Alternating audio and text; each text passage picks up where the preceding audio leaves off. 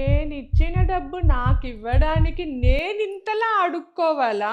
ఏంటి బాధ నాకు? ఇచ్చేటప్పుడు తీసుకుంటారు, తిరిగి ఇవ్వమంటే మాత్రం మొహం చాటేస్తారు. అయ్యో రామా!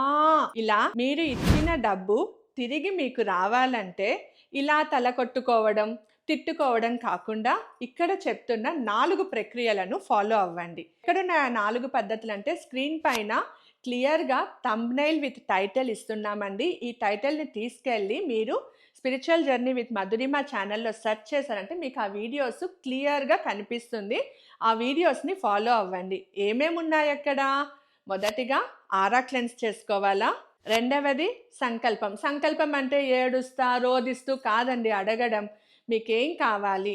తల్లి, నేను న్యాయబద్ధంగా ఇచ్చిన డబ్బులు, ధనము నాకు తిరిగి వాళ్ళు న్యాయబద్ధంగా నాకు రిటర్న్ చేయాలి అని మనస్ఫూర్తిగా భక్తితో సంకల్పం పెట్టుకొని, మూడవ పాయింట్ అయిన శ్రీంబ్రజి మంత్రాన్ని భక్తి శ్రద్ధలతో జపం చేయండి. ఇక నాలుగవది ఏంటంటే, మీరు డబ్బులు ఇచ్చిన తర్వాత ఓ అని అరుస్తారు కదా, గొప్పలు చెప్పుకుంటారు, ఇవ్వలేదంటే తిడతారు కదా, మరి వాళ్ళ ఆత్మ కూడా బాధపడతారుగా, ఈగో ఉంటారుగా, దానికి కూడా క్షమాపణలు చెప్పండి. మిరాకిల్ ఆఫ్ ఫర్గివ్నెస్ ఉన్నదే అందుకు. ఇవి 4 ప్రక్రియలు ఫాలో అయ్యారంటే ఖచ్చితంగా మీరు ఇచ్చిన ధనం మీకు న్యాయబద్ధంగా తిరిగి వస్తుంది. ప్రయత్నించి చూడండి.